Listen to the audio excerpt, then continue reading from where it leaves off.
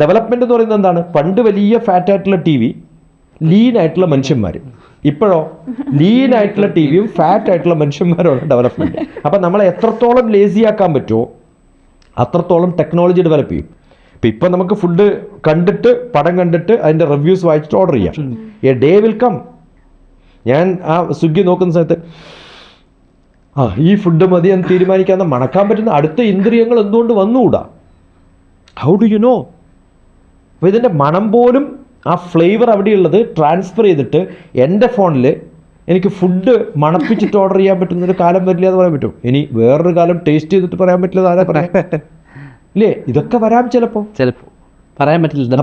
ആ കണ്ടുപിടുത്തങ്ങൾക്ക് റിസർച്ച് ചെയ്യുന്ന കുറേ ഗ്രൂപ്പുകൾ ഈ ലോകത്തുണ്ടെന്ന് മനസ്സിലാക്കുക. നമ്മൾ വിചാരിച്ചിട്ടുണ്ടോ എപ്പോഴെങ്കിലും റിമോട്ട് കൺട്രോളിൽ ഫാൻ കൺട്രോൾ ചെയ്യാൻ? ഇല്ല. റിമോട്ട് കൺട്രോളിൽ ലൈറ്റ് വേണമെന്ന് വിചാരിച്ചിട്ടുണ്ടോ? ഇല്ല. കൺട്രോളിൽ ലൈറ്റ് ഓഫ് ചെയ്യാൻ, ഓൺ ചെയ്യാൻ, എല്ലാം ചെയ്യാം. എനിക്ക് ചോദ്യം ചോദിക്കാൻ വേണ്ടിയിട്ട് ഗൂഗിൾ ഉണ്ടാവണം, അല്ലെങ്കിൽ അലക്സ ഉണ്ടാവണം, മെറ്റ് ഉണ്ടാവണം, ആരും വിചാരിച്ചില്ല, ആഗ്രഹമില്ല. ഇപ്പം ഏറ്റവും ലേറ്റസ്റ്റ് ഫുഡ് വരെ നടപ്പം. ഞാൻ പറഞ്ഞത്, ഒരാൾക്കും കാറുകളുടെ എത്ര വെറൈറ്റി കാറുകൾ വന്നു. ആ കാറുകളൊക്കെ ഡിസൈൻ ചെയ്ത് ആർക്കെങ്കിലും വേണമെന്ന് വിചാരിച്ചിട്ടുണ്ടോ? അല്ല. അതിൻ്റെ സ്പീഡ് കൂട്ടാൻ വേണ്ടിയിട്ടുള്ള ഡിസൈനിങ് തുടങ്ങി, കംഫർട്ട് മാറ്റാൻ തുടങ്ങി. ബക്കറ്റ് സീറ്റ് എവിടെ വേണം? ഫ്രണ്ടിൽ വേണോ ബാക്കിൽ വേണോ? ബക്കറ്റ് സീറ്റ് ഫ്രണ്ടിലാണെങ്കിൽ ഓണർ ഡ്രൈവിംഗ് ആണ്, ബക്കറ്റ് സീറ്റ് ബാക്കിലാണെങ്കിൽ സാധാരണ ഡ്രൈവർ ഡ്രൈവ് ചെയ്യുന്നതാണ്. അതിൻ്റെ വെൻറ്റ് എവിടെയൊക്കെ വേണം? ഇതൊക്കെ ഡിസൈനിങ്ങിൻ്റെ ഭാഗമാണ്, ടെക്നോളജി ഡെവലപ്മെൻറ്റിൻ്റെ ഭാഗമാണ്. ഈ ഒരു സങ്കലനം എന്ന് പറയുന്നുണ്ടല്ലോ, വലിയ സംഭവമാണ്. ആരും വിചാരിച്ചിട്ടില്ലല്ലോ എൻജിൻ റൂമിലും എൻജിനില്ല, ഡിക്കിയിലും എൻജിൻ ഇല്ലാത്ത, അല്ലേ, അലൻ മസ്കിൻ്റെ ഒരു കാർ ഇവിടെ വരുന്ന ആരെങ്കിലും വിചാരിച്ചിരുന്നു? ഇല്ല. ഇപ്പം ഇനി കേരളത്തിൽ നടക്കാൻ പോകുന്നത് ആരെങ്കിലും വിചാരിച്ചു ഇലക്ട്രിക് കാർ ഇവിടെ ഓടിക്കുന്നത്? ഇല്ല. ഇനിയിപ്പം ടോട്ടലി ഓട്ടോമാറ്റഡ് ആയിട്ടുള്ള കാറ് വരും. അത് വരുന്ന സമയത്ത് ഉണ്ടാവുന്ന സാധാരണ മെക്കാനിക്ക് ആ മെക്കാനിക്കായിട്ട് ജീവിച്ചാൽ പോരാ, അയാൾ അവിടെ നിന്ന് അപ്ഗ്രേഡ് ചെയ്യണം.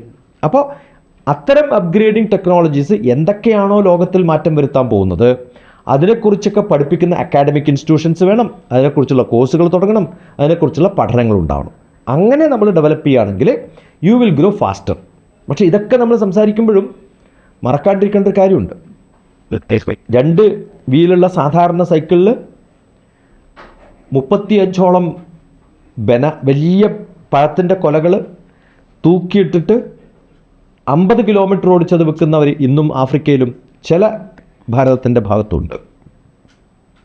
ഈ ഡെവലപ്മെൻറ്റൊക്കെ നമ്മൾ പറയുന്നു, ആ സമയത്ത് അങ്ങനെ ജീവിക്കുന്നവരുണ്ട്. അപ്പോൾ ഇന്നും ടെക്നോളജിയും ഈ പറയുന്ന ഫെസിലിറ്റിയൊന്നും എല്ലായിടത്തും എത്തിയിട്ടില്ല. സസ്റ്റൈനബിൾ ഡെവലപ്മെൻറ്റ് എന്നൊക്കെ പറയുമ്പോൾ നമ്മളെന്താ ഉദ്ദേശിക്കുന്നത്? ഇതൊക്കെ എല്ലായിടത്തും എത്തണം എന്നല്ലേ? അങ്ങനെ എത്തണമെങ്കിൽ ഇപ്പോൾ ഉള്ള 80%, 60%-ത്തിലൊന്നും പോരാ. ഇപ്പം ആ ലോകത്ത് വല്ലാതെ നിൽക്കുന്ന ആ ജനങ്ങളിലേക്ക് നമുക്ക് എത്തിക്കാൻ സാധിക്കുമ്പോഴാണ് ഡെവലപ്മെൻറ്റ് ഉണ്ടാവും. അതും ആലോചിക്കുന്നുണ്ട്. ഇപ്പോൾ നമ്മൾ 3G പറഞ്ഞു, 4G പറഞ്ഞു, 5G പറഞ്ഞു, ഇനിയിപ്പോൾ വരാമെന്ന് 6G ആണ്.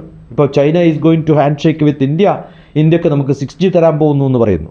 പക്ഷേ ഇപ്പോഴും പല സ്ഥലത്തും പോയാൽ ഇൻ്റർനെറ്റ് വർക്ക് ചെയ്യണം, കാറ്റ് വരണം എന്ന് പറയുന്ന സ്ഥലമുണ്ട്, ഇല്ലേ? പലരും ചോദിക്കാണ്ട് എന്തേ കോൺടാക്റ്റിൽ, ഞാനിപ്പോൾ അവിടെയായിരുന്നു, അവിടെ കാറ്റ് വന്നാലേ മെസ്സേജ് കിട്ടുള്ളൂ, അടുത്ത കാറ്റിനെ മെസ്സേജ് പോകുള്ളൂ എന്ന് പറയും. അങ്ങനെ ഇടയ്ക്ക് വന്ന് പോകുന്ന ഇൻ്റർനെറ്റ് എത്രയോ സ്ഥലത്തുണ്ട്, ഇപ്പോഴും ഉണ്ട്, കേരളത്തിൽ പോലും ഉണ്ട്.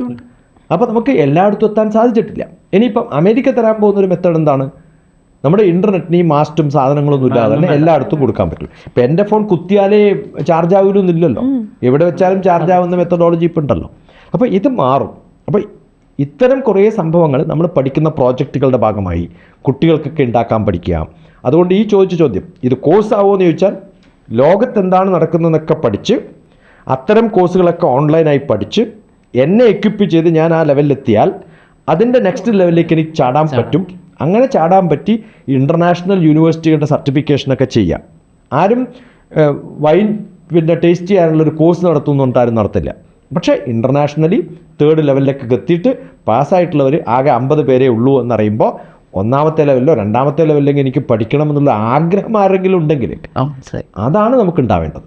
അപ്പോൾ there is no limit, it's beyond limits, unimaginably high, unpredictably ആയി.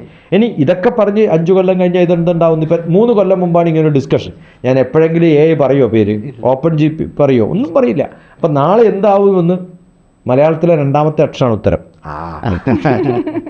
നമുക്കൊന്നും പറയാൻ പറ്റില്ല. അതാണ് അവസ്ഥ.